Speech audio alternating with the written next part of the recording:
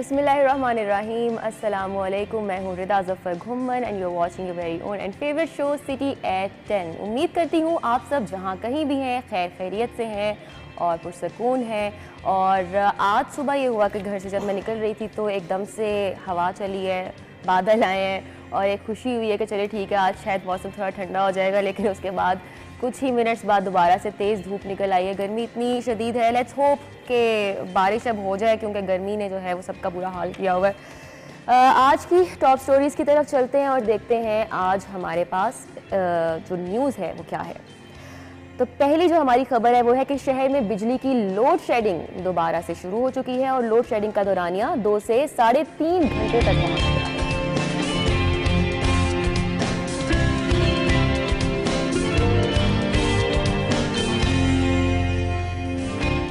Helmet ना पहनने वालों के खिलाफ क्रैकडाउन, ट्रैफिक पुलिस को 33 रोज में 8 करोड़ की आमदनी। PKLI यूनिवर्सिटी की तामीर शुरू, वजीर आजम शहबाज शरीफ ने संगे बुनियाद रख दिया।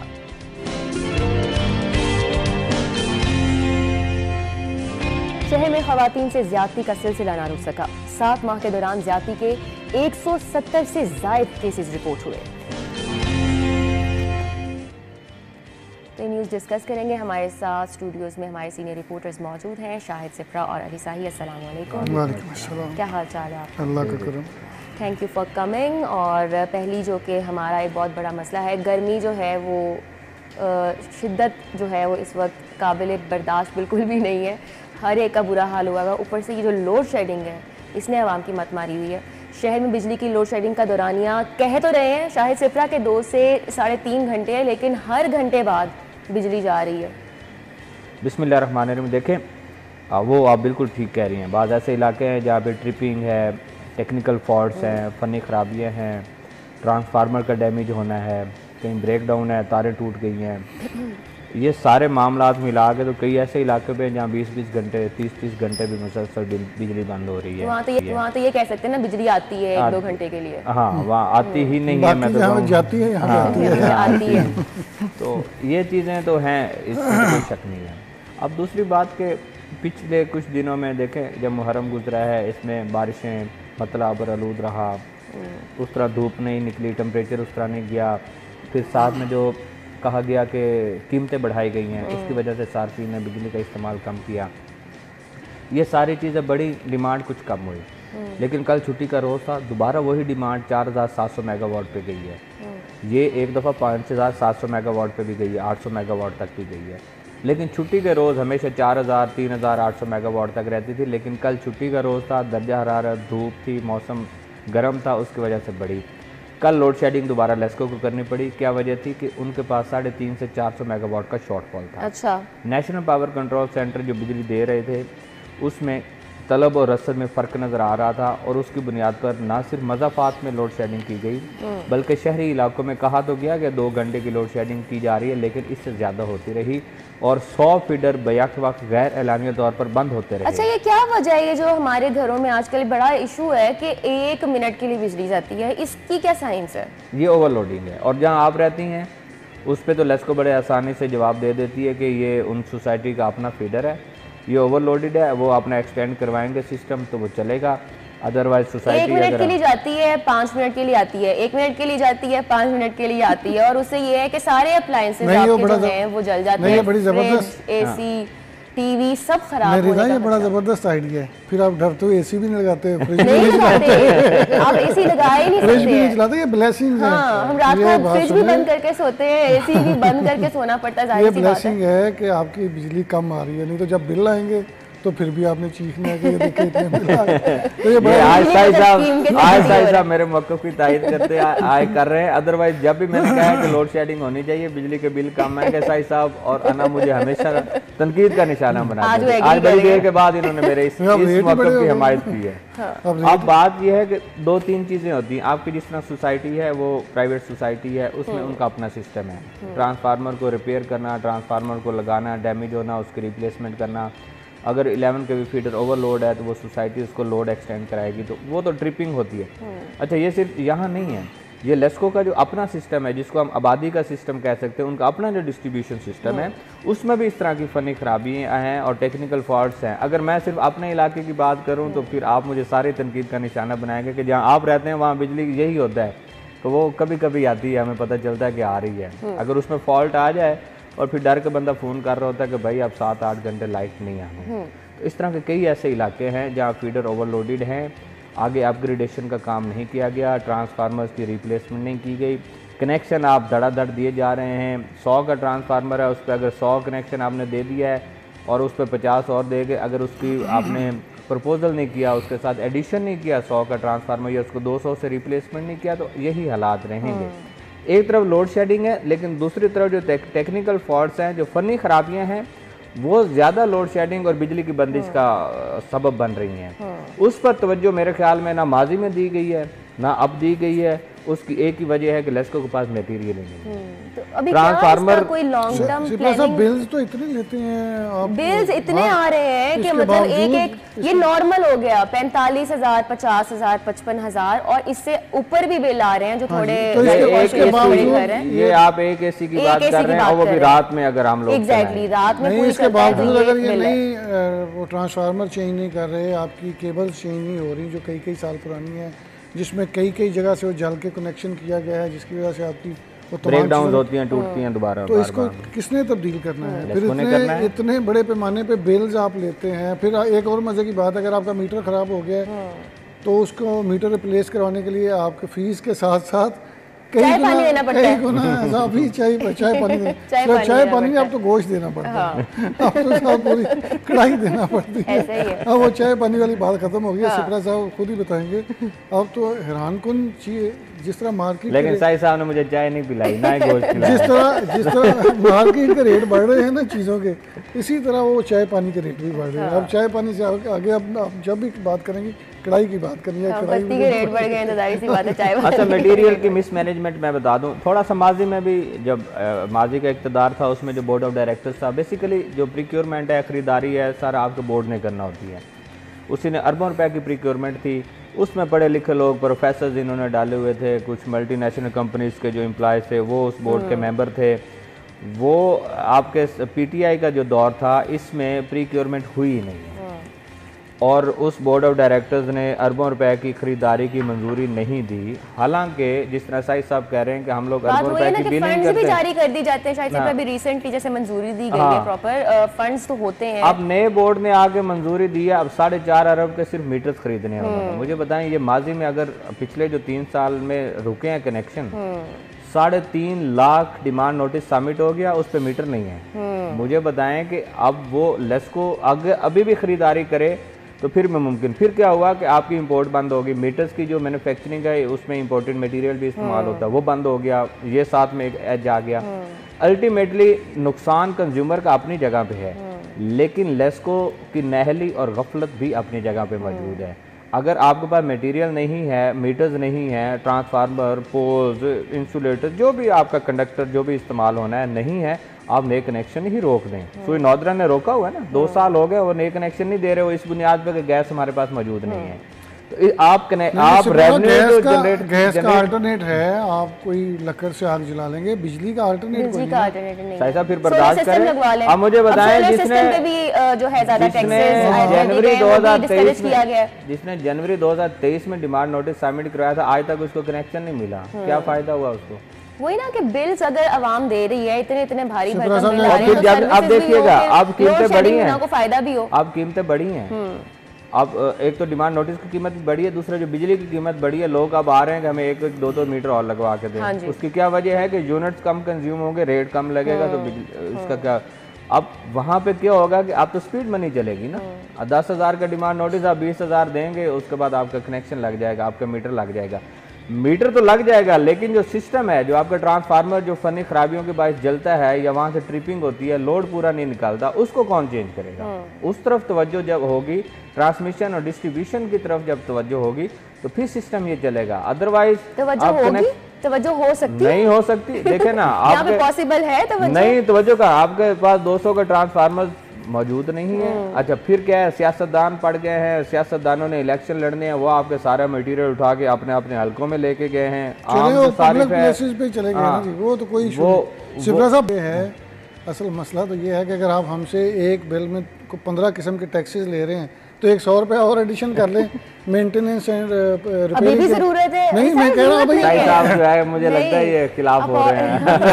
जरूरत नहीं है, ऑलरेडी जो बिल्स जिस शिद्दत से आ रहे हैं अवाम को पागल किया हुआ है इन बिल्स ने, उनका बजट आउट हो चुका है, अवाम के लिए मुश्किल हो चुका है बिजली इस्तेमाल करना। उसके बावजूद अगर ये हालत है तो फिर बड़ा सोचना सूरत हाल है। हर घर में इस तरह इंतज़ार किया जा रहा होता है जिस तरह आप किसी कैंसर के मरीज़ की रिपोर्ट्स करवा के है ना, तो उनका इंतज़ार होता है कि ये कब आएंगे। इसी तरह बिल का इंतज़ार हो रहा होता है कि कब आएगा बिजली का बिल और कितना आएगा, उसके बाद घर का बाकी बजट मैनेज करना। ऐसा ही है, बहुत मुश्किल हो चुका है गरीब आवाम के लिए बजट मैनेज करना एक महीने का। अभी नेक्स्ट स्टोरी की तरफ चलेंगे, लेकिन उससे पहले हम लेंगे एक ब्रेक। आप हमारे साथ ही रहिएगा।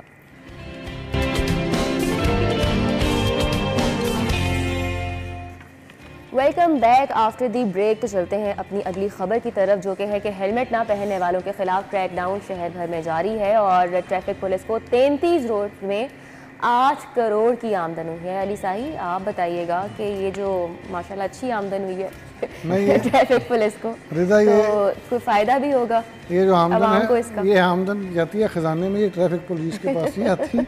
ट्रैफिक पुलिस के पास सिर्फ वो जो लिफ्टर नहीं होता उसकी आती है इनकम, इसलिए उस पर सिफारिश भी नहीं मानते, उस पर सिफारिश भी नहीं मानते। और वो किसी ज़माने में तो ये हम इसकी स्टोरी देते थे कि इसका ऑडिट भी कोई नहीं, ये डायरेक्ट CTO का इख्तियार होता है कि ये वेलफेयर पे इस्तेमाल करे, इनामात दे या किसी तरीके पे भी इस्तेमाल करे। ये जितने भी चलान होते हैं ये डायरेक्ट जो है वो ट्रेजरी गवर्नमेंट के पास जाते हैं, गवर्नमेंट के पास जाते हैं। तो इसका ट्रैफिक पुलिस को कोई फ़ायदा नहीं, लेकिन एक चीज़ का फ़ायदा है कि कुछ आपको बेहतरी नज़र आ रही है, लोग हेलमेट पहने हुए नज़र आ रहे हैं। आज भी मैं जब आया था तो 3 जगह पे हमने रास्ते में नाका देखा है। तो लेकिन ये है कि अल्लाह करे कि लोगों में 200 नाकों पर कार्रवाई हेलमेट्स के साथ साथ दीगर जो ट्रैफिक कवानीन है उनकी भी अवेयरनेस है। अभी तो कितना चालान किया जा रहा है? अभी सुबह जब मैं आ रहा था मेरे साथ जहन साहब थे, तो रास्ते में यहाँ पे पीको रोड पे एक बंदा आया, वो बाइकर था, वो सबसे स्लो वाली लेन में चल रहा था, अचानक फास्ट लेन में आके उसने राइट कट लिया है। आप यकीन करें हमारी चीखें निकल रही हैं, गाड़ी की तो निकली है, हमारी भी निकल रही है। तो कम से कम अवेयरनेस होनी चाहिए कि आपको किस तरह टर्न लेना है, किस लेन में चलना है, कहाँ पे आपको गाड़ी पार्क करनी है, किस जगह पे आपने जाके गाड़ी रोक के कितनी देर आपकी पार्किंग तो अभी क्या 2000 चालान कर 2000 चालान कर रहे हैं। मेरा ख्याल है कोर्ट ने कहा था 5000। इस पर अमल दरामद हो रहा है? उस पर अमल दरामद नहीं अभी शुरू हुआ, उस पर 5000 शुरू हो गया। तो फिर आप देखिएगा 33 करोड़ से ये तकरीबन 80 करोड़ तक चली जाएगी। अच्छा, मेरे साथ आज सुबह ये आते हुए वाकया हुआ कि सामने जो बाइक वाला जा रहा था उसने क्योंकि रखा हुआ था अपने आगे मोटर बाइक पे हेलमेट रखा हुआ था, और उसका फिरोजपुर रोड आपको पता है कि कितनी ज़्यादा ट्रैफिक होती है और सुबह के टाइम तो हर एक को जल्दी होती है कि ऑफिस जल्दी पहुंचना है, तो कोई किसी को नहीं देख रहा होता।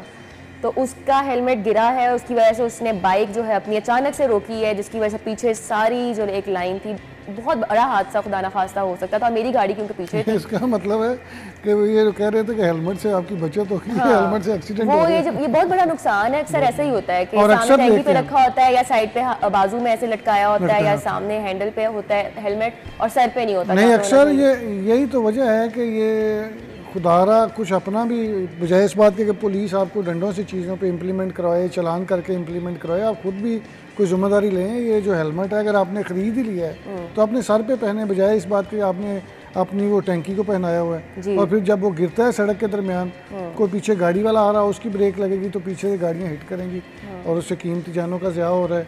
तो ये शहरियों को भी कुछ ना कुछ अपना हिस्सा डालना चाहिए।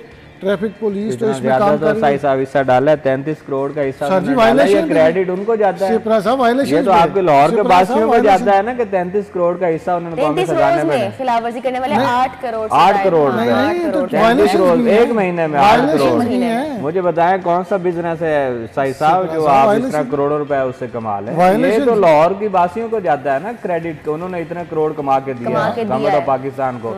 और ये आप देखिएगा ये नाके खत्म होने दें, ये 8 की बजाय 16-20 करोड़ तक भी जाएगा, क्योंकि हमने एहसास जिम्मेदारी का हमें है ही नहीं कि हमने जिम्मेदारी का कहीं मुजाहिरा करना है। यहाँ तो कोविड में मास्क लगाया था तो वो हम ये नीचे फैशन आज खवातीन जो है वो उसके लिए इस्तेमाल तो करती हैं वो पर्दे के लिए, लेकिन जब कोविड था उस वक्त मास्क क्या था कि आपने यहाँ नीचे लगाया होता, नाक तो आपने ढांपा ही नहीं होता था। तो अगर हमने एक बीमारी को नॉन सीरियस लेकर वो टाइम गुजार दिया है तो आप क्या समझते हैं कि ये 5000 या 2000 ये कोई मैटर नहीं करता। हम 1000 दिहाड़ी करते हैं तो 5000 चलवान करवा लेंगे, हम बहुत दिलेर कौम है। इसकी क्या वजह है कि हमें अपनी जिम्मेदारी का एहसास ही नहीं है। ये बेसिकली हेलमेट के अगर गवर्नमेंट कह रही है कि आप पहने, इससे आपका जानी नुकसान हो सकता है और इसकी वजह से आपको नुकसान और जो उसमें और बाकी लोग चलने वाले हैं उनके लिए नुकसानदेह साबित हो सकता है। हमने उस तरफ जाना ही नहीं है। हमने तो ये सोच रखी हुई है कि ये चलान हम लोगों पे ऐसे ही डाले जा रहे हैं, भाई आप वायलेशन ना करें, आपसे क्यों कोई पैसे लेगा। यू टर्न्स जो हैं जे रोड पे, ज्यादा सफर हम लोग जेल रोड पे करते हैं, जितने यू टर्न्स हैं रॉन्ग वे हमने चलना ही चलना है। अच्छा मोटर बाइक तो अपनी जगह पे, गाड़ियों ने भी जाना है, गाड़ियों में रिक्शों ने भी जाना है, हर जगह पे। मुझे बताएं कि यू टर्न अगर आप 500 मीटर या 300 मीटर आगे जाके अगर यू टर्न ले लें या 100 मीटर पे जाके यू टर्न ले लें तो कुछ जाना है आपका। ठीक है पेट्रोल महंगा है, ये कोई पेट्रोल। मुझे जो इतना बड़ा इशू लगता है कि गाड़ी, वैसे तो जी गाड़ियां बड़ी बड़ी लेके लोग फिर रहे होते हैं, लेकिन इशारा देने की जो यहाँ पे एक एथिक्स है, बेसिक चीज के इशारा दे के मुड़ना है। अचानक से यहाँ से आएंगे और अचानक से आपके आगे से होते हुए वो जाएंगे। मैं आपको बता रहा हूँ सुबह सुबह अल्लाह ताला ने हादसे से महफूज रखे है। अचानक वो आया लेफ्ट वाली लेन से राइट लेन को एकदम क्रॉस करके उसने वो देख भी रहा है कि पीछे गाड़ियाँ तेज आ रही हैं। तो यहाँ पे अवेयरनेस है नहीं और आपकी अपनी जान का नुकसान है। अगर हादसा होता है तो आप तो बिल्कुल हवा में होते हैं, 2 टायरों वाली गाड़ी पे हैं, अगर आपको हिट करेगा तो आप यहाँ सड़क पर आपको ज़्यादा नुकसान होगा। लेकिन यहाँ पे कोई इस बात का ख्याल ही नहीं करता। सीएम साहब की जब ये डायरेक्शन दी गई थी तो हमेशा जो CTO होता है वो इन चीज़ों को इम्प्लीमेंट कराता है। इस दफ़ा इतनी ज़बरदस्त किस्म की कंपेन लॉन्च की गई कि IG पंजाब इसमें इन्वॉल्व था। पहली दफ़ा मैंने देखा है कि DIG traffic, SSP traffic headquarter के लोग जो पॉलिसी मेकर हैं वो सड़कों पे आके इन चीज़ों पर इम्प्लीमेंट करवाने के लिए रिक्वेस्ट कर रहे थे CM को, कंपेन कर रहे थे कि खुदारा आप इसको हेलमेट का इस्तेमाल करें, रॉन्ग पार्किंग से बाज आएँ। आप वन वे की वायलेशन तो फर्ज है ना। हेलमेट का कहा जाता है कि हेलमेट को इस पर अमल दरामद करें, हेलमेट पहने, लेकिन साथ में जो 250 वाला हेलमेट है 2500 पे चला जाता है और यही चौक चौराहों में बेच रहे होते हैं जो है वही उसी पे आ रहा हूँ कि चौक चौराहों में वो बिक रहे हैं ना। आप किसी मेन शाहराह पे जाएं वो आपके प्लास्टिक के हेलमेट लगा हुआ है, उस पे उसका कोई स्टैंडर्ड नहीं है। ठीक है, फिर सबसे ज्यादा जो हमारे लेस्को वाले हैं वो लगाया, किसी इंजीनियर से मिल गया, वो किसी ने वो उठाई हुई थी, वो शुरू में एक तस्वीर भी आई थी, वो चलान हुआ था, उसने वो पहना हुआ था। मतलब ये आप देखें ना, ये तो नॉन सीरियस चीजें आप इस तरह कर रहे हैं। और फिर अगर आप हेलमेट पहन लेते हैं तो एक बाइक सवार है जो कि जिसने हेलमेट पहना हुआ है उसके साइड मिरर्स नहीं है, उसको कैसे पता चलेगा? उसको तो नजर ही कुछ नहीं आ रहा है, उसने राइट जाना है, लेफ्ट जाना है, लेन से इधर चेंज करनी है। मैं आपको बताता हूँ उसको कैसे पता चलेगा? इस पे भी चालान इसी यही 2000 का चालान होना चाहिए। हेलमेट का पहनना, हम लोग भी बाइक चलाते रहे, अभी भी चला लेते हैं, कभी कभी मौका मिले तो। आप कहें कि हेलमेट पहन के हमें साइड या लेफ्ट राइट नहीं नजर आता, लेकिन साइड मिरर्स आर इम्पोर्टेंट ना फॉर द बाइक। बाइक पे आप क्या देखेंगे उसके? आपने लेन अगर चेंज करनी है, बाइक पे कौन देखता है? तो आप साइड मिरर से देखेंगे। जब उसने अपनी आंखों से नहीं देखना, उसने साइड मिरर को क्या साइड मिरर को क्या करना? हेलमेट आप पहन के ये कहें कि हमें लेफ्ट राइट का या कुछ चीजों का पता नहीं चलता। अच्छा आप ये देखें पीको रोड हो गया अगर एहतियात से चलाएं। आप ये देखें, मुझे यहाँ पे दफ्तर के लोग कह रहे थे पिछले सैटरडे को हम यहाँ पे बैठे थे, आगे यू टर्न क्यों दिया? उसने कहा साई साहब देखो, अच्छा यू टर्न आपने तो देखे, वो कह रहा था साई साहब देखो 1 किलोमीटर का फासला उधर पै रहा है, 1 किलोमीटर का इधर पै रहा है, तुम इतने 200 मीटर गड्डी से वापस चले जाओ तो सुकून नाल। नहीं ये नहीं इनको पता कि घंटा घंटा दफ्तर में बैठे रहे हैं कि बाहर ट्रैफिक जाम है। वो नहीं इनको पता, होता रहा है, कई दफा होता भी है। अगर वो इशारा खत्म हुआ है और उसकी वजह से आपके इंडस्ट्रियल स्टेट के अंदर या हमदर चौक या मादरे मिल्लत रोड जो है उस पे जो ट्रैफिक जाम होता था वो खत्म हो गया है, तो इससे चलो। अच्छा आपके ख्याल से यू टर्न जिस वो है डिजाइन है वो आपको सही लग रहा है? वो अभी मुकम्मल नहीं ना हुआ, समझ मुझे भी अभी नहीं आ रहा। आप इस वाले की बात कर रहे हैं, एक रोड है उसके सेंटर से वो यू टर्न स्टार्ट हो रहा है जिसकी वजह से वो ट्रैफिक का लोड अगर सीधा जिसने जाना है उसके लिए बढ़ सकता है। मुझे जो समझ आ रही है ना, क्योंकि जो आने वाली ट्रैफिक है और फिर वो दूसरी साइड से आने वाले, एक तो लेफ्ट पे आ रही है उसको उन्होंने यू टर्न देना है, फिर जो दूसरी साइड से आ रही है उसको भी यू टर्न। नहीं अभी आधी सड़क में बाउंड्रीज बनेगी, उसमें कहीं ना कहीं वो बाउंड्री या कोई उसमें डालेंगे तो उसके बाद होगा। अब देखें उस पर सर्विस लेन है। अच्छा फिर देखें आपका जो इशारा है वहाँ से सर्विस लेन को अब बंद किया हुआ है। पहले शुरू में जब ये ओपन था तो लोग ये इशारे से लेफ्ट होके जाते थे और उस यू टर्न से दोबारा उधर पीको रोड की तरफ जाते थे। तो अब वो बंद किया तो अब जाके यू टर्न लेते हैं। मैं बताएं ठीक है पेट्रोल अपनी जगह पे, सारी चीज़ें अपनी जगह पे, लेकिन इंसानी जान से कीमती तो कोई चीज़ नहीं बिल्कुल है। ऐसा ही है। तो अगर आप साई साहब कह रहे हैं कि 2 किलोमीटर का सफ़र जो है वो एक्स्ट्रा ठीक है पड़ेगा, लेकिन जो आपने आधा पौना घंटा ट्रैफिक में खड़े होना है और वो अजियत में मुब्तला होना है ज़हनी तौर पे, उससे तो बेहतर है आपकी ट्रैफिक की रवानी बरकरार रहे। अगर वो बरकरार रहती है तो फिर ठीक है। एक और बात भी मैं यहाँ करना चाहूँगा, मॉडल टाउन कचहरी आपने लाहौर ब्रिज जो है इसको तोसी मंसूबा मुकम्मल हो गया, लेकिन उसके जहाँ से साइड लेन है जो मॉडल टाउन कचहरी को एंटर हो रही है और सोशल वेलफेयर का हॉस्पिटल है वहाँ पे वो बोटल नेक बन रही है। वहाँ पे रोज़ाना ट्रैफिक जाम हो जाता है। ऐसा ही है। अब ये तो जो टिपा है या इनके जो डिज़ाइनर्स हैं, इंजीनियर्स हैं, उनको देखना है कि आप पीछे से आप पूरी ट्रैफिक को लेके आ रहे हैं, अचानक से सिंगल गाड़ी की जगह बन रही है। ठीक है दरख्त मौजूद है वहाँ पे, दरख्त ना भी काटना हो, दरख्त की दूसरी जगह पे भी जगह मौजूद है दूसरी साइड पे, उसका मुतबादिल निकालना है। अदरवाइज ये लाहौर ब्रिज आपने अरबों रुपए लगा कर बना दिया, बड़ा लाखों गाड़ियाँ गुजरेंगी, बड़ा फ़ायदा भी होगा, लेकिन नीचे जो आ रही है मॉडल टाउन कचहरी की तरफ और मॉडल टाउन कचहरी से जाने वाली जो ट्रैफिक है जिसने फिरोजपुर रोड पे जाना है, उनके लिए अभी भी ट्रैफिक जाम का मसला बना हुआ है। और बिलखसूस छुट्टी और मॉर्निंग के वक्त में वहाँ पे ट्रैफिक जाम होता है। उसकी क्या वजह है कि वो सिंगल लेन अचानक बन जाती है, लोग फंस जाते हैं। तो ये डिज़ाइन का भी थोड़ा मसाइल होता है। यहाँ पे प्लानिंग जो की जाती है ना वो थोड़ी सी नाकिस होती है। अब लेट्स सी कि ये जो अदारों का कसूर है, ये जो यू टर्न बने हैं, मुझे अभी तो उसका प्लान समझ नहीं आया। पिको रोड ये ऐसा यू टर्न है जो हम कभी भी यूज नहीं करेंगे, हमारे इस्तेमाल हमने आ रहे हो ना लेट्स सी कि ये कितना करामत वो असल में आपको ऐसे एक्सपेंड हुआ नजर आ रहा है कि पूरी सड़क की सर्विस लेन भी उसी में आ गई है, कारपेटिंग हो गई है, कोई समझ नहीं आ रही। देखते हैं क्या उसका प्रोडक्ट निकलता है। खैर जो हमारे बात थी कि जो चालान किए गए हैं, अच्छी बात है चालान किए जा रहे हैं। रूल्स की खिलाफ वर्जी करना तो आपके ज़िम्मे आता है ना, तो आपके हिफाजत के लिए ये रूल्स बनाए जाते हैं कि हेलमेट पहने। आपकी वजह से ये जो चालान की इतनी कीमत रखी गई है, तो फ़ायदा जो है ये सिर्फ आपका ही है, नुकसान जो है वो भी सिर्फ आपका ही है। तो ये आपका फ़र्ज़ है कि आप अपनी हिफाजत को यकीनी बनाएं और अपनी वजह से किसी और को भी जो नुकसान होने से बचाएं। तो अभी हम चलते हैं एक ब्रेक की तरफ और ब्रेक के बाद हम दोबारा से अपनी नेक्स्ट स्टोरी के साथ हाजिर होंगे। आपने हमारे साथ रहना।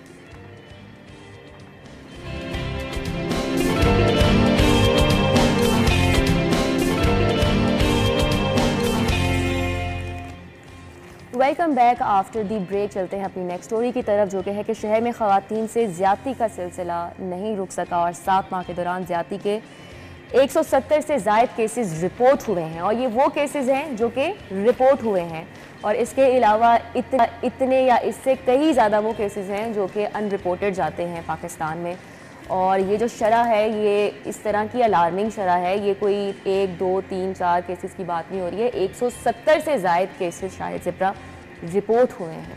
देखें इसमें कोई शक नहीं है जो आप कह रही हैं, और बात हम कितने आराम से ये खबर दे रहे हैं और इस पे कोई एक्शन नहीं है हुकूमत का, कोई बात नहीं है ऐसी। इसको this is not even an issue anymore. मैं आपको एक बात बताऊं, होना ये चाहिए कि हर केस को ज़ैनब कत्ल केस की तरह लिया जाएंगे, हर ख़तून के साथ ज़्यादती के केस को मोटरवे ज़्यादती केस की तरह लिया जाना चाहिए। हर एक की इज़्ज़त बराबर है, ऐसा ही है, हर एक की माँ बहन है, हर एक की बेटी है।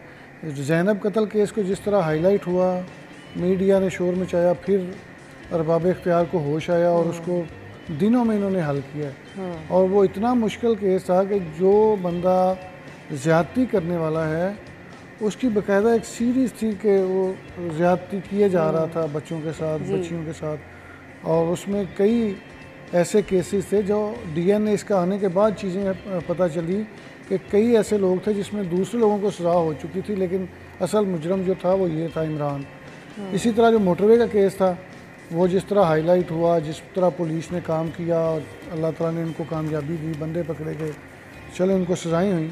इसी तरह दीगर जितने भी केसेस रिपोर्ट होते हैं, पुलिस को कम से कम ये ज़रूर चाहिए कि वो भी इक्का केसेस कुछ महीनों बाद कोई आप देखते हैं ना कि कोई आजकल आप ये देखें इस तरह की ये रिजवाना का केस है, ये रिजवाना का केस है, हाईलाइट हुआ है, मीडिया पे रोज़ाना चल रहा है, सोशल मीडिया पे चल रहा है, जिसने किया है उसके ख़िलाफ़ बातें चल रही हैं, लेकिन ऐसे दर्जनों केसेस हैं जो रिपोर्ट होती हैं, लेकिन वो मुहर्रर या SHO वहीं पे बैठ के वो खत्म सेटलमेंट हो जाती है। अगर ये सेटलमेंट ना करवाए, उस पर बाकायदा तौर पे इन्वेस्टिगेशन हो, सज़ा हो, लोगों के लिए निशान इबरत हो, तो इस तरह के वाक़यात रिपोर्ट ना हो। ये वाक़यात जो हैं ये दिन ब दिन बढ़ते जा रहे हैं। पिछले दिनों हमने स्टोरी दी थी, तकरीबन 4 माह का जो डाटा था उससे पिछले साल की निस्बत इसमें तकरीबन 30 से 40% इजाफा हुआ है। तो कहाँ है पुलिस की कारकर्दगी? तो ये पुलिस की कारकर्दगी है। फिर हमारी बातें वो बुरी लगती हैं, पुलिस को, IG साहब को बुरा लगता है। वो इतनी वेलफेयर कर रहे हैं, इनको इनामात दे रहे हैं, इनको मेडल दे रहे हैं, बिल्कुल बहादुरी पे सारी चीज़ें मिलनी चाहिए, अप्रिसिएशन होनी चाहिए। लेकिन इनको ये भी पूछना चाहिए कि आप जो इन्वेस्टिगेशन की है उस पर मुल्ज़मान को सज़ा क्या मिली है। आप तफ्तीश तो मुकम्मल करके कोर्ट में केस भेज रहे हैं, प्रोसिक्यूशन को भेज रहे हैं, तो वहाँ ज़मानत आपकी नाकस तफ्तीश की बिना पे मिल रही है ना। अगर आपने केस मजबूत बनाया हो, सारे शवाहिद इकट्ठे किए हों, चीज़ों को फोरेंसिक करवाया हो, गवाहों के बयानात 170 केसेस जो रिपोर्ट हुए, कितने ऐसे हैं कि जिन पर एक्शन लिया गया? इससे कई गुना ज़्यादा केसेस होंगे जो रिपोर्ट नहीं हुए। और इनमें से आप देखिएगा कि एंड ऑफ द डे जब पूरा साल होगा, मैं आज यही स्टोरी दूंगा कि कितने मुल्ज़मान को सज़ा मिली है पिछले 7 माह के दौरान। आप ये डाटा देख के हैरान हो जाएंगे कि 1,53,000 केसेस हैं जो टोटल क्राइम के लाहौर में रिपोर्ट हुए हैं, और इसमें सजाएं कितने लोगों को हुई होंगी? चंद हज़ार नहीं, 600 कुछ लोगों 600 लोगों को, और लाखों के हिसाब से क्राइम है। और पूरे पंजाब में तकरीबन 10 से 11,000, और इसमें भी ज़्यादातर वो लोग होंगे तो किस बात पे इनामात दिए जा रहे हैं, ये जो हर रोज आए दिन तक ठीक है, इनको अप्रिशिएट करना चाहिए, इनका हौसला अफजाई करनी चाहिए। हम कहते हैं दहशतगर्दों के खिलाफ ये खड़े होते हैं, ये ड्यूटी करते हैं 24 घंटे, लेकिन इसकी वो जो मैं कह रहा था कि वो चाय पानी नहीं, अब ये कढ़ाई लेते हैं, ये कढ़ाइयाँ भी लेते हैं बड़ी सारी, और बड़ी मोटी रिश्वत लेते हैं। और बहुत सारे ऐसे केसेस जिसमें पता नहीं किस तरह इनका ज़मीर गवारा करता है, पैसे लेके उसकी तफ्तीश ख़राब कर देते हैं, चेंज कर देते हैं। IG पंजाब को इस बात का इल्म है कि उनका एक बड़ा करीबी स्टाफ अफसर पिछले दिनों में बड़ी मोटी करप्शन करके IG ऑफिस में बैठ के गया है, जिसकी इंक्वायरी मुकम्मल हो गई है, उसकी रिपोर्ट जाने वाली है। अच्छा, जो लॉज है ना उनमें भी बहुत लूप होल्स हैं। यहाँ पे कोई लॉज मुख्तसर नहीं किए गए, उस तरह से सजाएं जो हैं जिस तरह से होनी चाहिए कि डेफिनेट सजाएं जो होती हैं इस तरह के मुजरिमान के लिए कि वो ना बच पाए। नहीं रिदा, अगर आपकी देखें ना तफ्तीश बेहतर है। ज़ैनब कत्ल केस में इमरान को फांसी हुई, मोटरवे केस में बेशक आपका मुद्दई क्योंकि बहुत सारे उसमें लोग स्टेक पे थे, अगर ना सजा दी जाती तो उन्होंने नहीं, जो मुद्दईया थी, हालांकि वो मंजर हम पे नहीं आई, लेकिन इसके बावजूद पुलिस ने काम किया, उस मुलजम को सख्त सजा हुई है, फांसी हुई है, उसने अपील की हुई है। बात यह है कि अगर आपकी तफ्तीश बेहतर है, आपने तमाम के तमाम जो आपके जितने भी मेरिट्स हैं उनको अपडेट किया है, चीज़ें मुकम्मल की हैं, फोरेंसिक करवाई हैं, रिपोर्ट्स मेडिकल करवाया है, यहाँ पे तो हालत ये है। फिर वही बात है, गुस्सा लगता है। पिछले दिनों में एक बच्चा अगवा हुआ था, एक ख़ातून जो मेंटली अपसेट थी वो लेके गई थी। जब वो बच्चा बरामद हुआ और ख़ातून अगवाकार को पकड़ा गया तो पता चला कि वो ज़हनी मरीज़ है, उसमें इतनी मेंटली पावर नहीं है कि वो चीज़ों को देख सके। वो तो लाइल्मी में ले गई और उस खातून के साथ रेप हुआ है। एग्जैक्टली तो उस खातून का मेडिकल भी नहीं करवाया गया था, उस खातून का मेडिकल भी नहीं करवाया गया था, उसी को चलान कर दिया गया। बाद में जो रिक्शा ड्राइवर को पूछा गया तो पता चला कि इस खातून के साथ ड्राइवर ने और उसके दोस्त ने रेप किया है। और ऐसा ही है, जब इस तरह के इतने केसेस सामने आए हैं कि जब औरतें अपना इस तरह का कोई केस होता है वो रिपोर्ट करने जाती हैं तो फिर दोबारा से वो उसी चीज़ का शिकार होती हैं।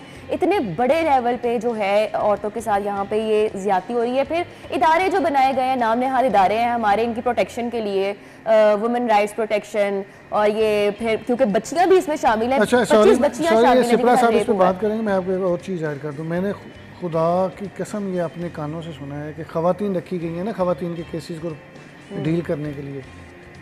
तो मैंने 3 दफ़ा ये मेरे साथ हुआ है कि मैं एक अफसर के कमरे में बैठा हूँ, फिर किसी और के कमरे में बैठा हूँ, तो वो कह रहे हैं कि इस खातून जो सब इंस्पेक्टर है या इंस्पेक्टर है इसको वहाँ पे ना लगाएं, ये खुद ही बंदे प्लांट करवाती है, खुद ही इस तरह केस करवाती है और मोटी फीस लेके दफ़ा करवाती है सुलह।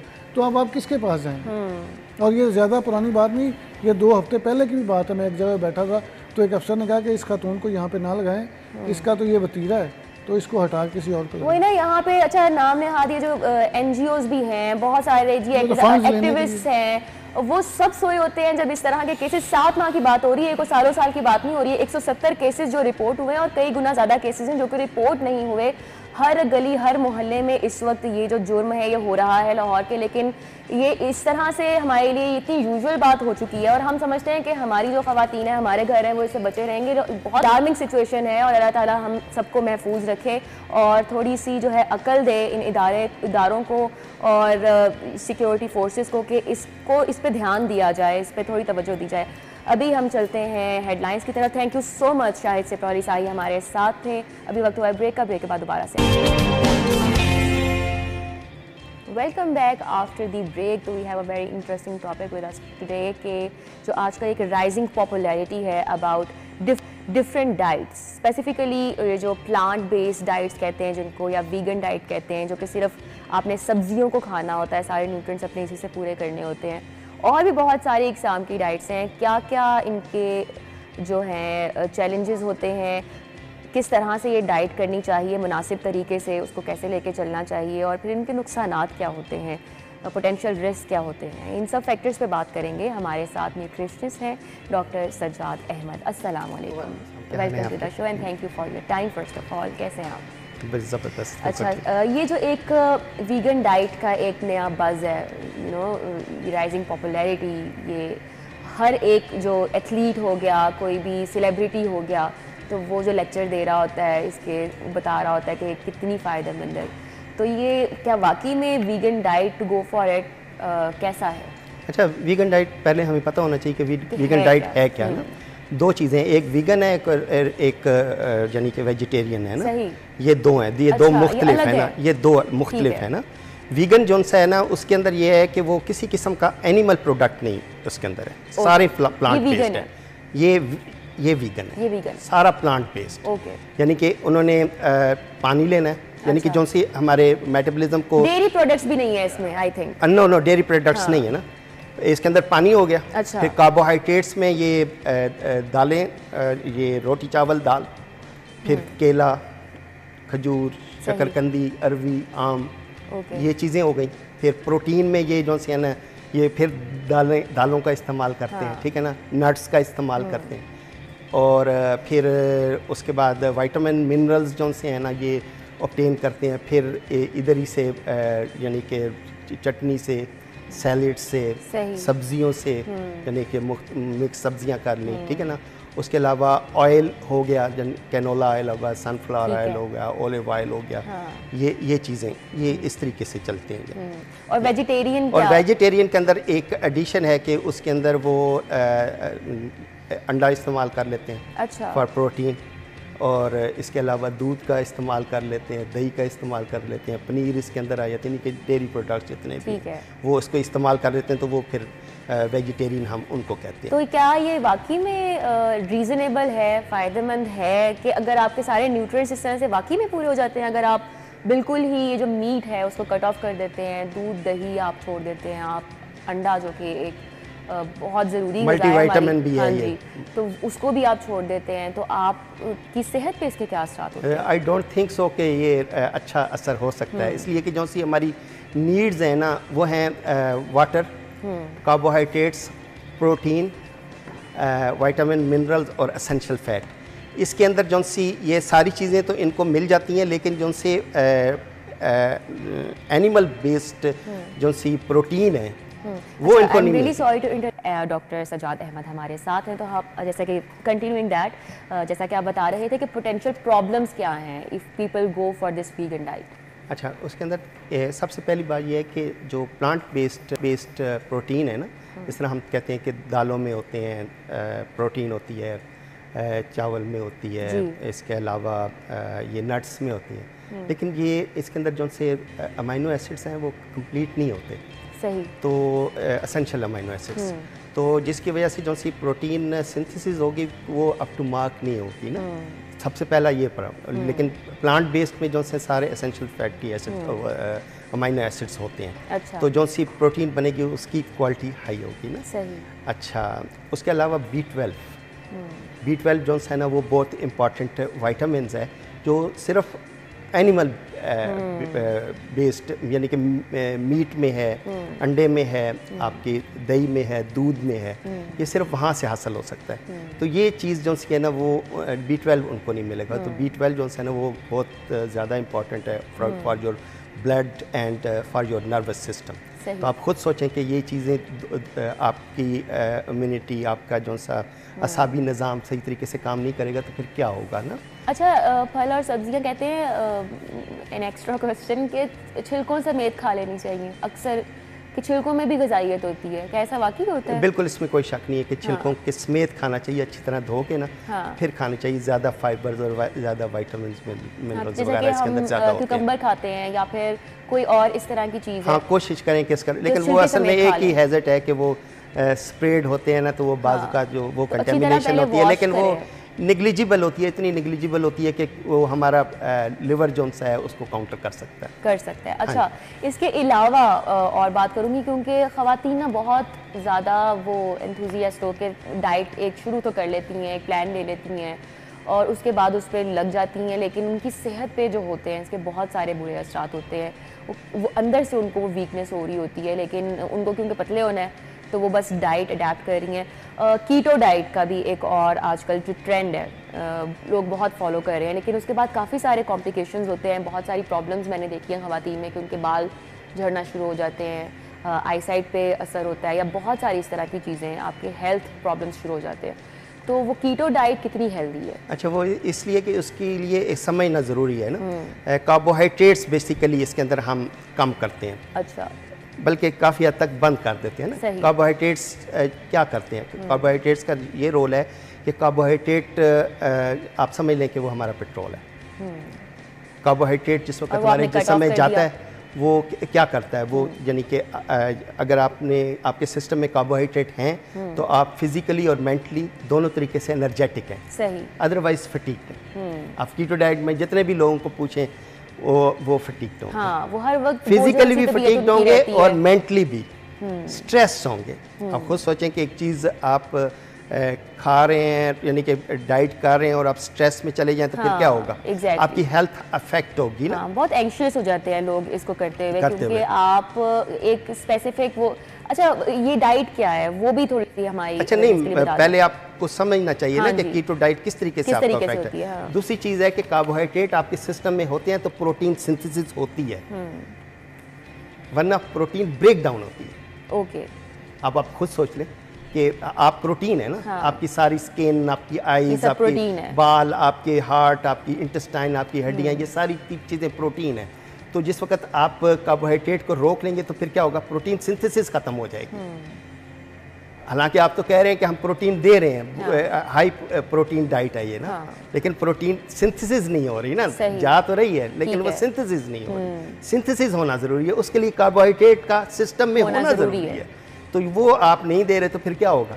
आपकी बोन वीकनेसेस हो गई, आपकी इम्यून सिस्टम डाउन चला गया, एलर्जीज हो गई, स्किन खराब हो गई, बाल गिरना शुरू हो गए, ये सारी चीज़ें शुरू हो गई। ये इजी तरीका है कि मैं आपको बता दूं। तो अब उसके अंदर ये है कि कार्बोहाइड्रेट्स को बेटर कार्बोहाइड्रेट्स लेना शुरू कर देना, यानी कि रोटी चावल दाल को बंद कर दें। अच्छा। उसकी जगह पर आलू ले लें, केला ले लें, खजूर ले लें, शकरकंदी ले लें, अरवी ले लें, आम ले लें।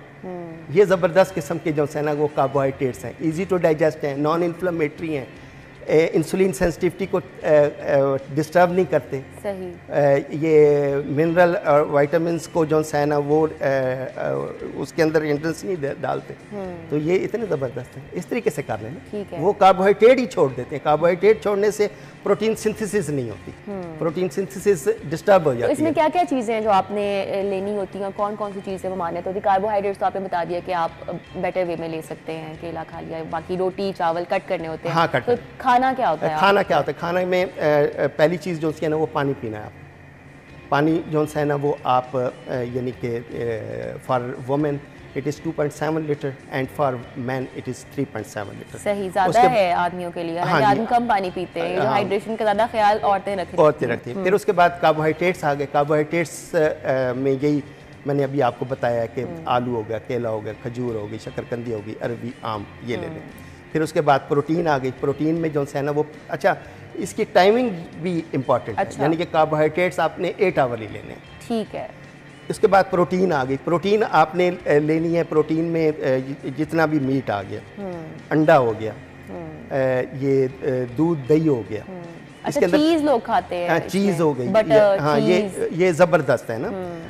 अब अंडा जो है ना वो बहुत ज़बरदस्त है, इसलिए कि इसके अंदर जो प्रोटीन है वो 100% जो है ना उसकी बायोअवेलेबिलिटी, यानी कि जितना खाएंगे वो आपको लगेगा। अच्छा जर्दी समेत खाएं, जर्दी समेत खाएं ना, उसके अंदर वाइटामिन बहुत ज़्यादा होते हैं, ह्यूज अमाउंट में वाइटामिन होते हैं, सिर्फ वाइटामिन सी नहीं होता, वो आप लेमन से ले लें। तो ये अंडा सुबह दोपहर शाम खा लें, ठीक है ना। और जो सी, अच्छा ज़्यादा अंडे खाने का एक आइडियल कितने अंडे खाने चाहिए एक दिन में? ये रिच सोर्स है ना विटामिन और मिनरल्स का। गर्मी है ना तो लोग अवॉइड करते हैं। नहीं, गर्मी का इसके साथ कोई ताल्लुक नहीं है। हमारा जिस्म जो है ना वो 37 डिग्री का है। सही। हम गर्मी में भी इसने 37 रहना है, सर्दियों में भी 37 रहना है। या तो हम कोल्ड ब्लडेड होते तो फिर मेरे से आप ये वाली बात करती तो बहुत अच्छा होता, लेकिन हम तो कोल्ड ब्लडेड नहीं है, हम तो वार्म ब्लडेड है ना। अच्छा। 37 डिग्री टेम्परेचर है, इसी पर आपको लेना है। हम ठंडा पानी पीते हैं, हम ठंडा पानी क्यों पीते हैं, हम गर्म पानी क्यों नहीं पीते? इसलिए कि हमारा जिस्म गर्म है ना। तो आप गर्म पानी पिए ताकि आपकी डाइजेशन जो है ना वो खराब ना हो। तो हम तो अपनी डाइजेशन इस तरीके से खराब कर लेते हैं। तो वो अंडे को सुबह दोपहर शाम लें ताकि विटामिन सारी तरफ आए, और फिर उसके अंदर प्रोटीन भी होगी ना, तो वो आपकी यानी कि कवर करेगी ना आपको। कि अगर आप बिल्कुल ही प्रोटीन नहीं ले रहे तो फिर विटामिन भी हो गए और प्रोटीन भी हो गए। फिर उसके बाद जो है ना मल्टीविटामिन हो गए, मल्टीविटामिन को अंडा कवर कर रहा है। उसके बाद एसेंशियल फैट है, एसेंशियल फैट जो है ना वो आप कैनोला ऑयल से लें। कैनोला ऑयल के अंदर जो है ना वो आइडियल प्रपोर्शन है ओमेगा 3 और ओमेगा 6 की। सही। उसके अंदर मिनिमम सैचुरेटेड फैट है और ये हीट स्टेबल है, आप बड़े आराम से खा सकते हैं। और आपने चावल भी बिल्कुल कट कर देने हैं। हाँ, अगर आप यानी कि डाइट करना चाहती है ना तो फिर आप चावल को, अगर आप कहते हैं कि नहीं चावल के बगैर नहीं रहा जा सकता, फिर रात के टाइम पर रोटी चावल दाल बंद कर। अच्छा, ये कोई हेल्थी नंबर भी है कि इतने एक महीने में फॉर एग्जांपल ख्वातीन कहती है कि मैंने 7 किलो जी वज़न कम कर लिया है, तो ये भी कोई एक सेट है स्टैंडर्ड कि एक महीने के अंदर इससे ज़्यादा अगर वज़न कम होगा तेज़ी से तो वो सेहत ख़राब करेगा? It depends. इट डिपेंड्स कि आपकी ईटिंग क्या है। ओके। आप खा रहे हैं, आप एक्सरसाइज कर रहे हैं, इसलिए कि एक्सरसाइज बड़ी इंपॉर्टेंट है। क्यों इंपॉर्टेंट है? इसलिए कि अगर आप एक्सरसाइज करते हैं तो आपकी जो सी जो डाइजेस्टिबिलिटी है वो अगर एक्सरसाइज करते हैं तो वो 80 to 90% पर चली जाती है, वरना ये 30 to 40% पर रहती है। सही। यानी कि आप जो कुछ खाते हैं उसका सिर्फ 30 से 40% हिस्सा जो है ना वो आपको लगता है अगर आप एक्सरसाइज नहीं कर रहे।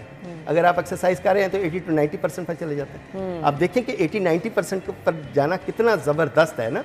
तो इसलिए एक्सरसाइज मस्ट है ना। एक्सरसाइज करेंगे तो फिर आप जो कुछ खाएंगे वो आपको लगेगा भी। तो फिर अब आपने डाइट किस तरीके से करनी है, यही कि पानी, कार्बोहाइड्रेट्स, प्रोटीन, विटामिन्स, मिनरल्स और एसेंशियल फैट, ये सारी चीज़ें जो है ना आपकी डाइट के अंदर एक दफ़ा में होनी चाहिए और ये 8 आवरली होनी चाहिए। सही। अच्छा, अब एक होती है एक नई टाइप आई है जो कि अब आजकल काफ़ी फेमस है, इंटरमिटेंट फास्टिंग। उसमें ये होता है कि आपने इतने घंटे खाना है, you are allowed to eat everything, और इतने घंटे आपने उसको अवॉइड करना है। वो कितनी फायदा? मैंने आपको कहा ना, कार्बोहाइड्रेट्स आपके सिस्टम में 8 घंटे रहते हैं। जैसे ही 8 घंटे ख़त्म होते हैं कार्बोहाइड्रेट आपके सिस्टम में आपके लिवर से डिप्लीट हो जाते हैं, और वो जैसे ही डिप्लीट होते हैं तो बॉडी अपना ग्लूकोज खुद बनाना शुरू कर देती है। और वो किस से बनाना शुरू कर देती है? आपके मसल से, आपकी प्रोटीन से। और आप तो खुद प्रोटीन है, तो आपका ब्रेक डाउन हो गया ना protein break down is means you are losing. Yes. तो नो, 8 आवर। ठीक है।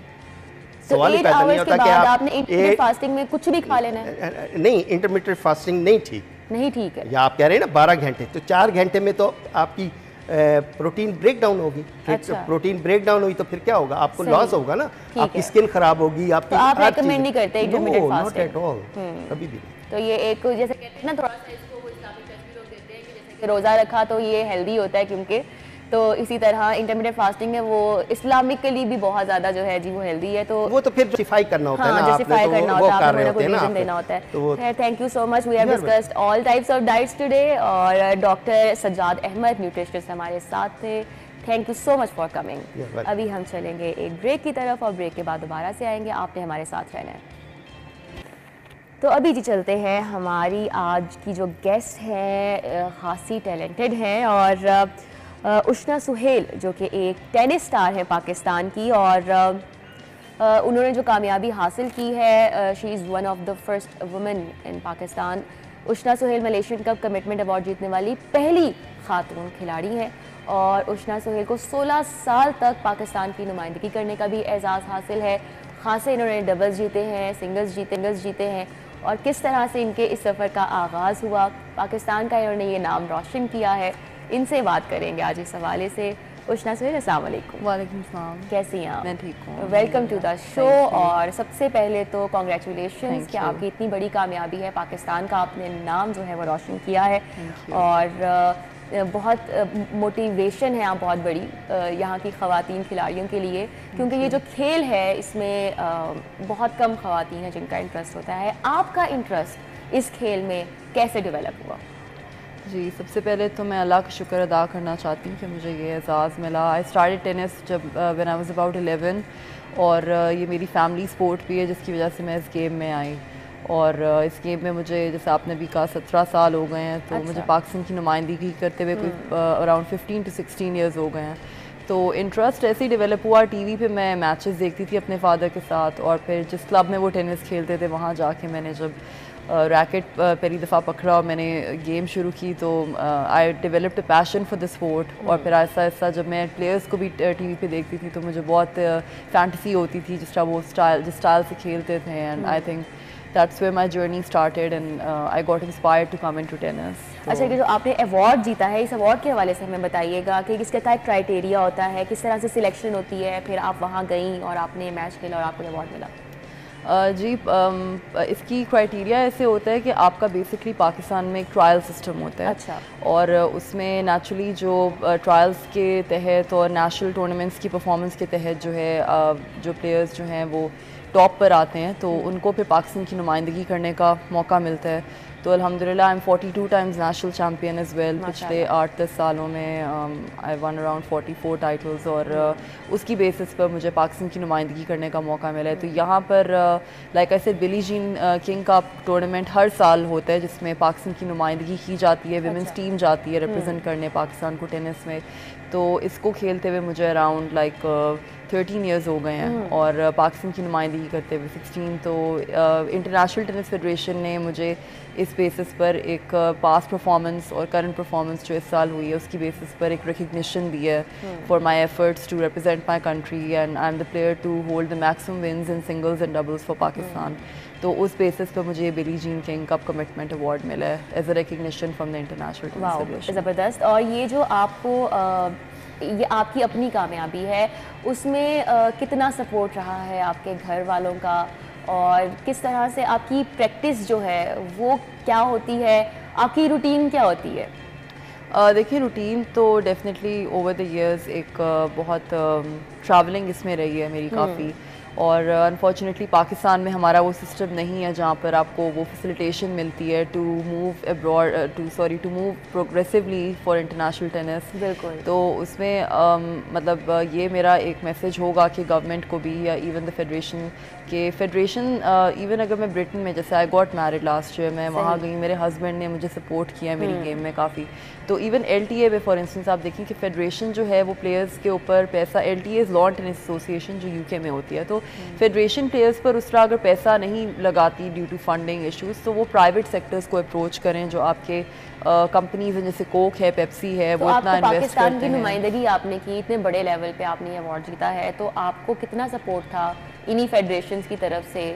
क्या आपको सपोर्ट किया गया? देखिए, इनिशियली मेरे पेरेंट्स ने मुझे बहुत सपोर्ट किया। शादी के बाद मेरे हस्बैंड भी मेरी गेम में माशाल्लाह दिलचस्पी लेते हैं, सपोर्ट उन्होंने की जिसकी वजह से मैं खेल सकी। और उसके अलावा आई वुड से कि FFC मेरा एक स्पॉन्सर था, that was the only main sponsor जिसकी बेसिस पर मैं कुछ इंटरनेशनल मैचेस खेल सकी। और वो भी इस तरह से था कि जो इंटरनेशनल प्लेयर्स खेलते हैं सारा साल, like 40 weeks to 42 weeks a year, उसका भी 1/3 स्पॉन्सर मुझे मिलता था। तो मुझे जो अपॉर्चुनिटी तो उस तरह से आपको फैसिलिटेट नहीं किया गया जी, उसकी आप कहते हैं 1/3 हो गया। 10 टूर्नामेंट्स ईयर मुझे मिलते थे और वो कॉन्ट्रैक्ट भी मेरा तकरीबन 2 साल का था, जिसके अंदर मैंने अपनी सिंगल्स और डबल्स की वर्ल्ड रैंकिंग भी बनाई और साथ में पाकिस्तान की नुमाइंदगी भी की। तो ये हमारी डेफिनेटली एक साइड है स्पॉन्सरशिप्स की इन पाकिस्तान, जिसकी वजह से टैलेंट आगे नहीं आ सकता। और काफ़ी ऐसे खिलाड़ी हैं जो टैलेंटेड हैं, जो मेहनत करना चाहते हैं, लेकिन उनको आगे बढ़ने का वो मौका नहीं मिलता। एंड पर्सनली अगर मैं अपनी बात करूँ, आई थिंक अगर मज़ीद स्पॉन्सरशिप्स होती, मज़ीद गाइडेंस सपोर्ट होती, तो आई थिंक मैं जल्दी अचीव कर लेती हैं। जल्दी के अलावा मैं और भी अचीव कर सकती थी। अब आप इंटरनेशनल प्लेयर्स को देखें, उनके पास एक पॉइंट पर आकर ख़र्चा बढ़ने लग जाता है, उनका मेन सोर्स ऑफ इनकम उनकी एंडोर्समेंट्स होती हैं जो बड़े ब्रांड्स होते हैं। तो वो जब आपको स्पॉन्सर करते हैं तो उस बेसिस पर प्लेयर्स को फिर स्पोर्ट्स साइकोलॉजिस्ट, स्पोर्ट्स न्यूट्रिशनिस्ट, इस तरह की फैसिलिटीज़ मिलती हैं जिसकी तहत वो अपनी गेम में मज़ीद आगे जाते हैं और वो और अचीव करते हैं। तो पाकिस्तान में वो चीज़ लैक करती है, आई थिंक प्लेयर्स को मिलना चाहिए। लेकिन स्पेसिफिकली जो वुमेन प्लेयर्स होती हैं यहाँ पे उनको उस तरह से फैसिलिटेट नहीं किया जाता। और क्या क्या वो मसाइल हैं जो कि ख़ासकर ख़वातीन को, प्लेयर्स को फेस करने पड़ते हैं इस माशरे में? आई थिंक सबसे पहले तो मैं कहूँगी कि विमेन का स्पोर्ट्स में आना पाकिस्तान में इटसेल्फ, उनका जब तक फैमिली सपोर्ट पीछे से नहीं होता तो आप आगे नहीं बढ़ सकते, वो बहुत ज़रूरी होता है। उसके अलावा मैं कहूँगी कि यहाँ पर अनफॉर्चुनेटली वो सिस्टम्स नहीं है जिसकी वजह से आप अगर कोई प्लेयर आगे बढ़ना चाहे तो ओपनली आपके पास पब्लिकली कोचेज़ अवेलेबल हों, कोई सिस्टम हो उसके तहत। तो मैं कहूँगी कि फैमिली सपोर्ट बहुत इंपॉर्टेंट होता है। और साथ में विमेन के लिए आई थिंक कल्चरल इश्यूज़ भी फेस करने होते हैं उन्हें नेचुरली। और आपके मतलब जैसे आपका नेचर ऑफ स्पोर्ट है वो पाकिस्तान में इतना कॉमन अगर नहीं है, अगर आप कुछ डिफरेंट कर रहे हो तो हमारी सोसाइटी जो है मतलब वो माशाल्लाह एक्सेप्ट करती भी है, but at the same time ज़ाहिर क्रिटिसिज्म भी काफ़ी मिलता है। लेकिन अल्लाह का शुक्र है जो इज़्ज़त जो रिस्पेक्ट मुझे पाकिस्तान ने दी है, अल्हम्दुलिल्लाह, I am very grateful to that. और जो मैचेस मैंने अपने मुल्क के लिए खेल कर जीते हैं, मेरे ख्याल से उनकी नौयत मेरी लाइफ में बहुत ज़्यादा है compare to any other match. आपका कोई मैसेज उन ख़वातीन के लिए जिनके लिए मुश्किल है? पहले तो जैसा कि आपने कहा है कि फैमिली इशूज़ ही स्टार्ट हो जाते हैं, क्रिटिसिज्म उस लेवल पे स्टार्ट हो जाता है, फिर कल्चर ऐसा है हमारा कि इस चीज़ को जल्दी एक्सेप्ट नहीं किया जाता कि अगर ख़वातीन जो है वो स्पोर्ट्स में आना चाह रही हैं। फिर उसके बाद हुकूमती लेवल पे आपको सपोर्ट नहीं मिलता। बहुत सारी एक सीरीज़ है मुश्किलात की जो कि फ़ेस करनी पड़ती है। तो किस तरह से आप इनकरेज करेंगी उन बच्चियों को जो कि स्पोर्ट्स में आना चाहती हैं? देखिए बेहतरी है, डेफिनेटली बहुत बेहतरी है पाकिस्तान में। मैं यही कहूँगी कि आपका अगर स्पोर्ट्स में पैशन है तो स्पोर्ट्स एक बहुत हेल्दी एक्टिविटी होती है। उसको स्कूल्स में, कॉलेजेस में as an extra curricular activity लेके ना चलें, उसको को करिकुलर लेके चलें, क्योंकि sports itself is an education. जो मतलब हार जीत से सीखना आपको स्पोर्ट्स सिखाती है, वो एक सिर्फ डिग्री नहीं सिखा सकती, आप बहुत सारे लेसन्स लाइफ में सीखते हो। तो मेरा मैसेज यही है कि जो बच्चियाँ स्पोर्ट्स में आगे आना चाहती हैं उनके पेरेंट्स को उनको इनकरेज करना चाहिए, because it gives them a healthy lifestyle as well. और स्पेशली स्पोर्ट लाइक टेनिस या ऐसी गेम्स जो आप रिटायरमेंट के बाद भी अपनी फैमिली के साथ, फ्रेंड्स के साथ एंजॉय कर सकते हो, लॉन्ग टर्म में आपको इसके फ़ायदे हैं। तो उनको मोटिवेट करें, उनको आगे बढ़ने के मौके दें। एजुकेशन आपकी और जो है उसको एक्टिविटीज़ में सबसे पहले बच्चियाँ जो हैं इसको ऑप्ट करें। फिर फैमिलीज़ को चाहिए कि अगर आपके बच्चे जो हैं वो इस स्पोर्ट्स में आना चाहते हैं तो उनको डिस्करेज ना किया जाए, क्योंकि ये भी एक बहुत मेजर पार्ट है हमारी सोसाइटी का कि सबसे पहले तो क्रिटिसिज्म आपके घर से ही स्टार्ट हो जाता है। और फिर गवर्नमेंट को चाहिए कि जो हमारे नेशनल प्लेयर्स हैं उनको सपोर्ट करें, उनके लिए ज़्यादा से ज़्यादा इक़दाम करें। Thank you so much Ushna Suhail हमारे साथ ही in the studio. Thank you so much for your time and best of luck for future. और हमें उम्मीद है कि आगे भी पाकिस्तान का नाम रोशन करेंगी। अभी हम चलते हैं एक ब्रेक की तरफ और ब्रेक के बाद दोबारा से हाजिर होंगे।